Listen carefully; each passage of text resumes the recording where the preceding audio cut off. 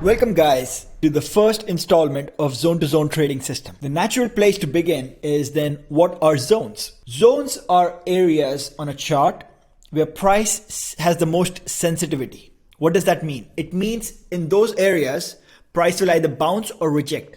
In traditional technical analysis, you call these supports and resistances. Another thing to mention is larger time frame zones are always more important than smaller time frame zones. So a monthly zone or a weekly zone will have more weight to it than a zone on the hourly charts. All right. So you will get more clarity on this once we draw out some zones, but just wanted to establish the foundation there. So let's start on the weekly chart and we'll draw out some weekly zones. A weekly zone is one that has importance is a price level that has importance on a weekly chart. So let's look at some areas where price has reacted in the past. Okay. Let's start with some historical levels and then we can come closer to where price is right now. So this area looks right around 320. You can see this area acted as support once we were above it in January of 2020. Once price went below it, we had a massive down move. Then when price came back to it, it acted as resistance. Price consolidated a bit under it for a few weeks before it could break higher. Once price was above it, it acted as a support.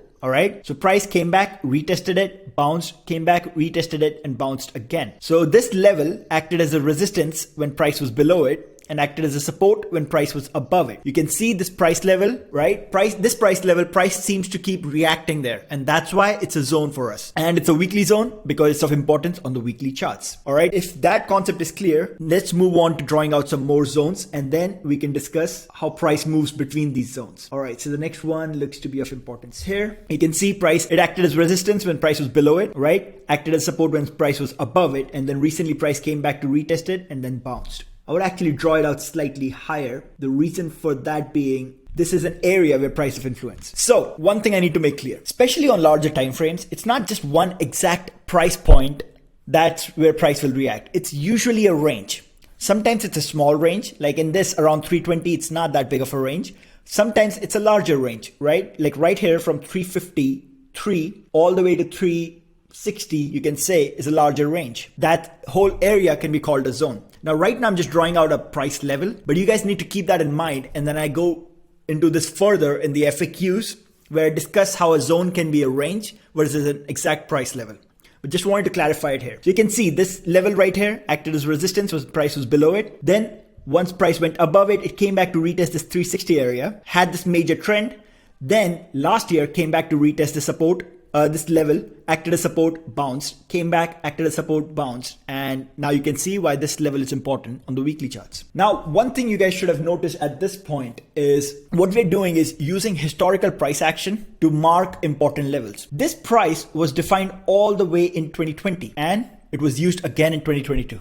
Right? We can mark some other levels. So for example, let's see where price bounced from in the 2020 drop. All right. So if I mark a zone here, you can see this level was of important all the way back in 2016. I'll move it slightly. Price consolidated below this level for multiple weeks, maybe even months, right? Before it broke higher, came back, consolidated above this level for a bit, and then had this major trend. This is exactly the price. So we would have drawn this price level in 2016. Then in 2020, in this major drop, where does price bounce from? This exact level. So when we came back to this zone, this acted as a support.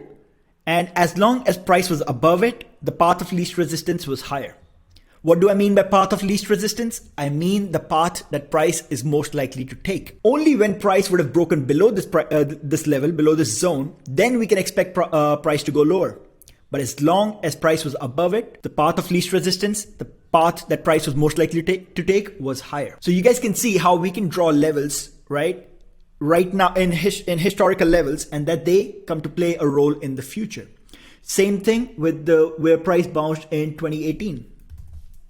You can see this level was of importance in 2017. February 2017, price consolidated below this level for multiple weeks. All right. Then price broke above and consolidated above this level for multiple weeks in June of 2017 before it started this major rally to end 2017. So you knew this price level was important. You would have marked it in 2017. When does it come back into importance again? In 2018. That's where this move lower in 2018 ended. Once price came back and tested this level, it held above this level. The path of least resistance was higher because this level acted as support. Only if this level would have broken, then price could have gone lower. Broken means if price had gone below it and held below it, it could have gone lower.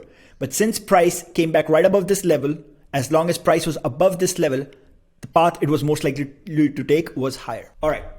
This was the entire concept of what zones are and what price is most likely to do. Now I'm going to draw out some more zones on the weekly charts, and we will discuss about the limitations of zones. One thing you should be clear by this point is we use weekly charts for larger time frame direction, right? I'm looking at direction in over multiple years. If you want to look at direction in smaller time frames, right? Like what's about to happen over the next week, for example, then we'll move to lower time frames like daily charts. For weekly charts, we are trying to figure out what's about to happen over the next few months. All right, so I marked this 454 area. You can see acted as resistance in August 2021. Once price broke above it, acted as support for multiple weeks. Once price broke below it, acted as resistance a bunch of times. And that's it. So far, price is still below it. Other level would be around here. You can see around this 416 area, 415.5. Acted as support all of June 2021. Price went higher. Then it came back, acted as support in January of 2022, March of 2022. Only when price broke below it, then it acted as resistance. And once it acted as resistance, path of least resistance for price was lower. It went lower. Price came back above it, tried to break higher, could not hold. Once it came back, acted as resistance, boom. And since then, acting as resistance multiple times. Price has been consolidating below it for multiple weeks. If it can break higher, the path of least resistance would be higher. All right, I think that should clarify the concept. I can draw out some more zones going back historically, but I think by this point, this explanation should make you realize what zones are and how we draw them out. Now, let's say we draw out those weekly zones, all right? I think we have the better picture, at least in the recent action. So we're going to move to the daily charts and make out some daily zones to see how we would use zones for an idea of what price is about to do over the next few days or weeks rather than few months. All right. So for that, we'll use more recent price action because we already have our larger time frame weekly zones in this area. So let's start to do some daily zones. Okay. Something you should be able to see right now around 390 is an important zone. I think 390 might even be a weekly zone. We can always go back and look at it. I'll draw it out right now as red. Let's say the red ones are daily zones. Okay. Why did I draw that as a zone? You can see when price was above it, acted as support, path of least resistance was higher. Once price broke below it, acted as resistance, and then only when price broke above it, acted as support, and then we went higher. Okay. Price came back to retest, acted as support, went higher. Once price broke below it, acted as resistance, we went lower, and so on. It should be pretty clear why that's a daily zone. Let's draw out some more daily zones in the recent price action. So, because we're going to use that in the next video on how to trade based on the zones, all right? So, you can see this area, I'll draw this out. This area has acted as a zone. Obviously, price action is not the cleanest here, but you can see acted as support, acted as resistance, acted as support, boom, and there you go. This area is obviously a weekly zone, has acted as resistance. Let's see if there's a daily zone above this area. I cannot really see one. This would be a daily zone, and voila. That's about it. I don't see anything else. This would be one. If you guys still have some confusion on what zones are, feel free to ask me, but that should be pretty clear. It's a level on the chart where price has sensitivity, where price reacts to that price level, okay? Price reacts to this level. How? Acted as resistance, okay? Acted as support. Price came back. Once it held here, it went higher. Came back. Now this one again is a range. It's not an exact price level. You can see price is a bit choppy around this. And we will discuss how to make sense of that in the next video when we talk about how to trade the zones. But right now, since I'm drawing them at exact price level rather than a range, I'm just giving a basic idea. All right. But this price level, you can see price chopped around it. Once price was above, it could trend higher. Acted as resistance, acted as support, and acted as support again.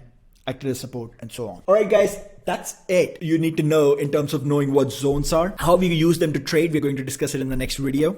The last thing I'm going to leave with you is you would have noticed that the zones are made based on historical price action, right? We looked at previous history to see which price levels are important. How would we deal with it if we are in an area with no price history? You're right. We cannot use zones for that. For that, we can use trend lines, we can use Fibonacci extensions. There are other ways to try and figure it out. But you will realize a lot of the times when we do trade in areas with price history. So zone to zone becomes extremely important. That's it for this video. In the next video, we discuss how we'll trade these zones.